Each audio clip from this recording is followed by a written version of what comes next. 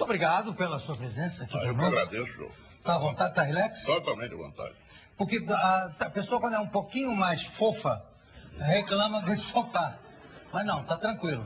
Não, eu estou absolutamente tranquilo. Tudo bem. Você é da turma que fica lá no fundo durante a CPI? Não tanto ao fundo, não tanto à frente. Fico mais ou menos no meio. É um político de centro.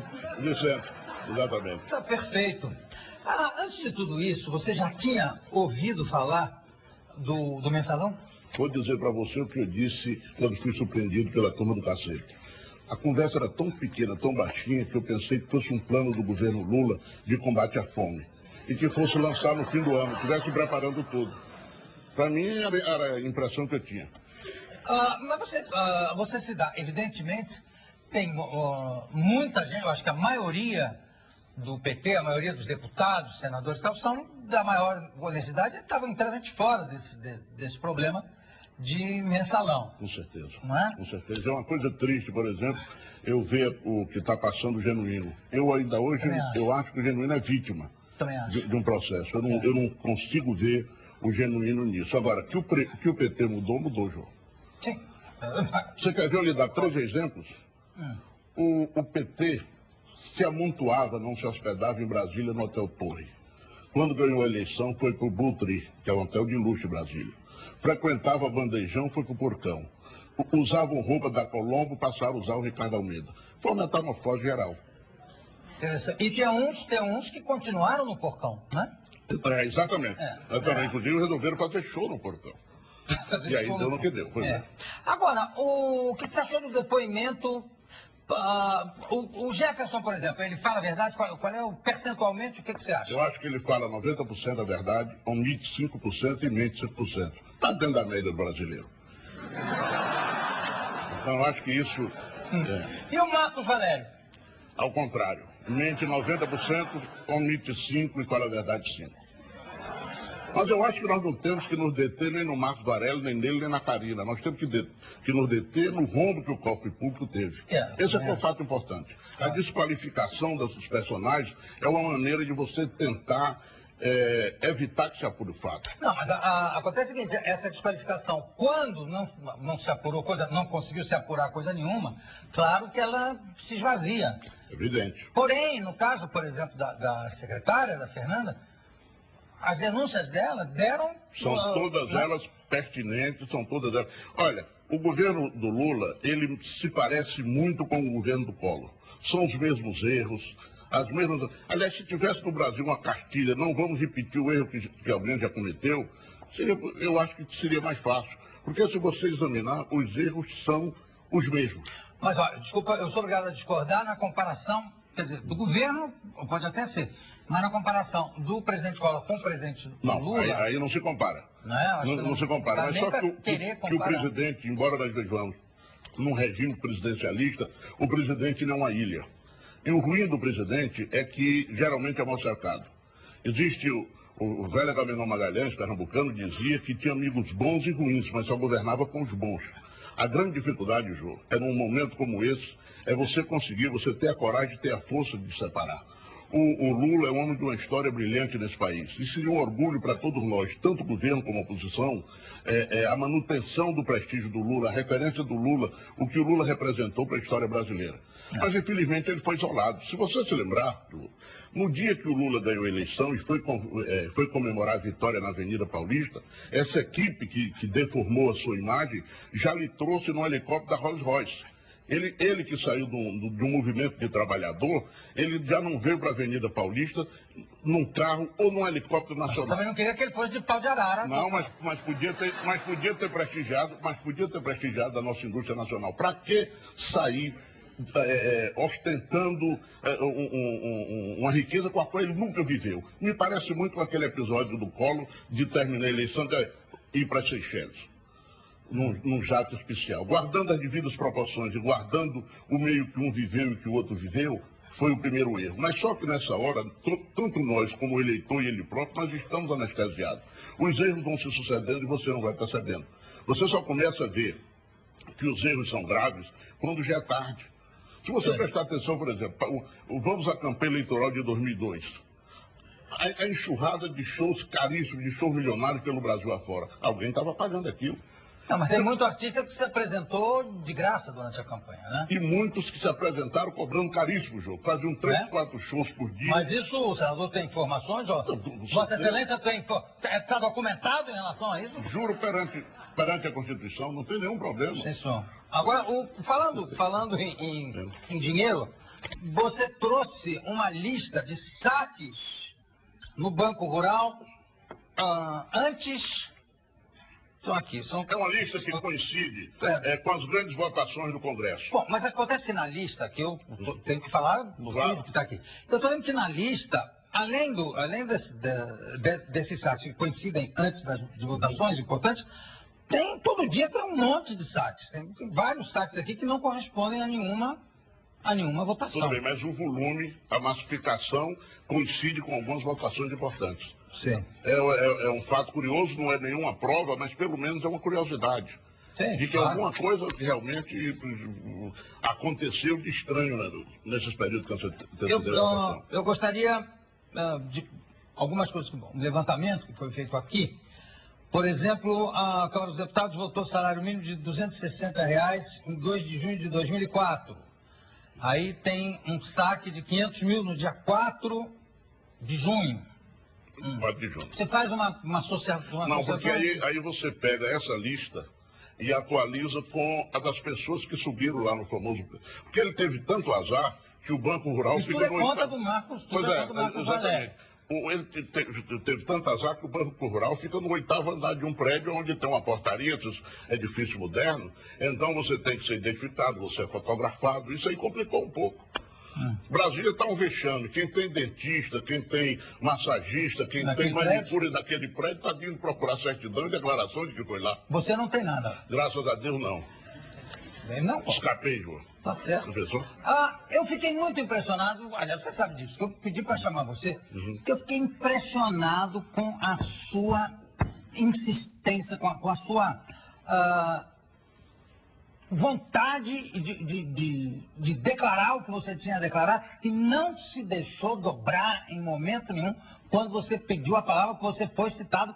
Eu me lembro de você dizendo, no meio daquele tumulto, você ali, senhor presidente, eu fui citado, senhor presidente. 1 minuto eu resolvo isso, presidente. Senhor presidente, eu fui citado, senhor presidente. E você quase levou o nosso querido e perto, como é que se diz? Forte nas suas decisões, o Delcídio. Delcídio. Quase levou ele à loucura. Ele foi abatido. Não, vamos mostrar aqui, porque eu não quero parecer que eu também estou falando sem estar documentado. Vossa Excelência vai compreender. Solta lá. Senador, eu fui citado como senador. Se inscreva, Heráclito, se inscreva. Uma palavra, você está vendo que ele está batido? Senhor presidente, eu fui citado, senhor presidente. Eu gostaria... Várias pessoas, meu caro senador, foram citados aqui e eu não posso fazer isso. Uma informação que foi usada no meu nome, senhor presidente. Eu gostaria de senador Heráclito. Senador Heráclito, por favor, senador Heráclito. Vossa Excelência agora, por menos disso, concedeu a questão de ordem, presidente. Senador Heráclito. Senhor presidente, era muito mais simples. Senador, Vossa Excelência está escrito logo em seguida aqui, senador Heráclito. Em 1 minuto eu resolvo. Senador Heráclito. Vossa Excelência terá a palavra, Vossa Excelência está escrito. Então, por favor, esclareça, senador Heráclito. Ganhou.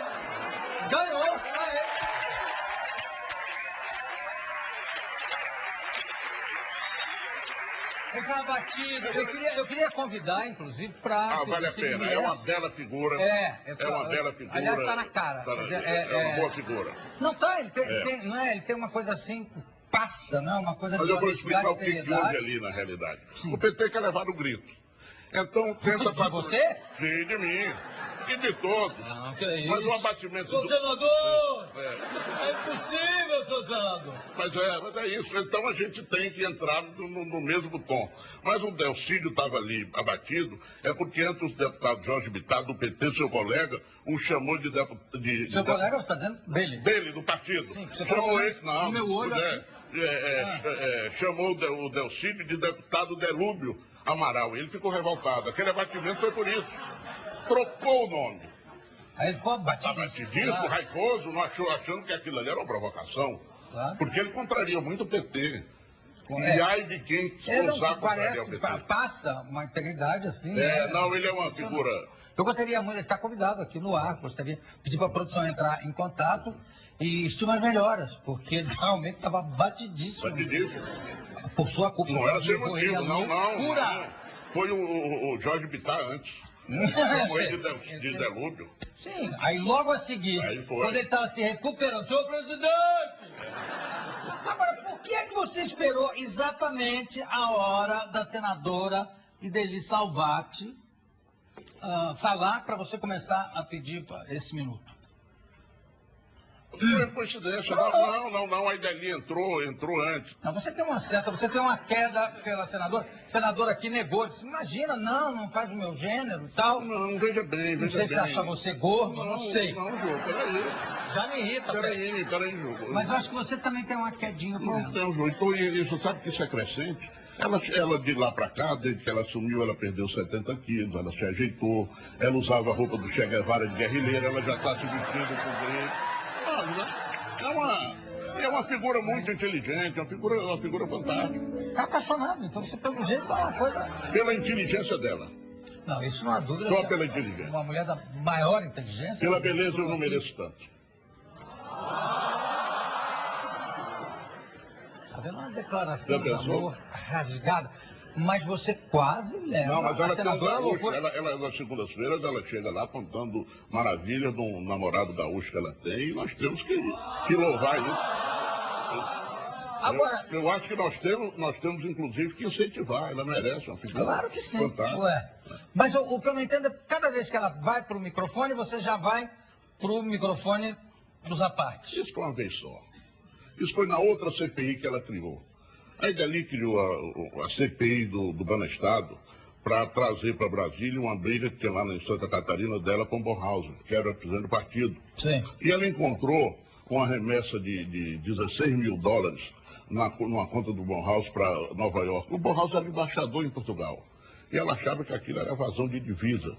E aí impediu a instalação da CPI. Tanto que quando você perguntou a ela sobre como ela ficou na posição da nova CPI, ela ficou sem uma resposta concreta porque ela é traumatizada.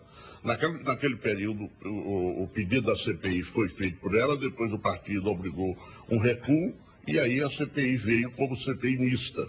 Sim. E a CPI terminou sendo um blefe.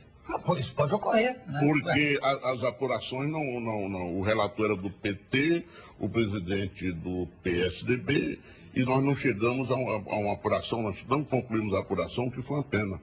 Mas você podia, pelo menos nesse momento, ter dado um apoio à senadora com a sua solidariedade, apesar de ser de partidos opostos. Eu sempre dou apoio a ela. Então, inclusive, você sabe que ela canta muito bem. Acho que fiquei até frustrado porque ela não cantou aqui. Não, mas ela, veja bem, ela canta em plenário. Eu estou impressionado como o Congresso Nacional tem cantores e cantoras. Não, ela canta muito bem. Você canta também? Não canto não, João. Não, nada. Não canto, eu tenho uma voz rouca e noção do ridículo. Não canto não. Uma voz rouca e noção do ridículo, tá bom. Agora, voltando a falar um pouquinho sobre a ação da CPI e do Congresso de uma forma geral.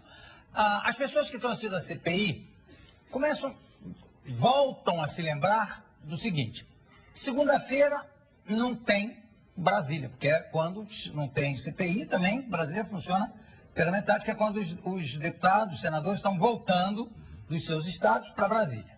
Aí terça, quarta e quinta funciona. Sexta-feira também já está todo mundo indo embora.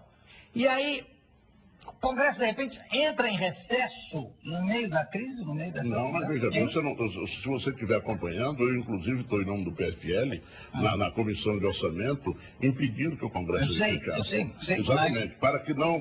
Porque se você votar em LDO, o Congresso fecha. E a sociedade brasileira não entenderia, nesse momento de crise que é grave, os parlamentares de férias. Então, nós estamos obstruindo a votação, sem discutir o mérito do que o governo mandou com relação à LDO. Sim. E achamos que só devemos votar essa matéria na última semana do mês de julho, para forçar que o Congresso fique aqui. Nós temos medo de duas coisas. Primeiro, que a crise se agrave e o Congresso seja obrigado a ser convocado. E aí vai se pagar o famoso jetão do parlamentar e você vai ser o primeiro, com justa razão, a criticar o fato. Claro. O segundo é que o governo, numa manobra para desgastar o Congresso, faça a convocação e se pague esse jetão. Então, já que nós temos esse mecanismo, nós queremos que o Congresso, sem onerar o cofre do Brasil, fique funcionando até o final do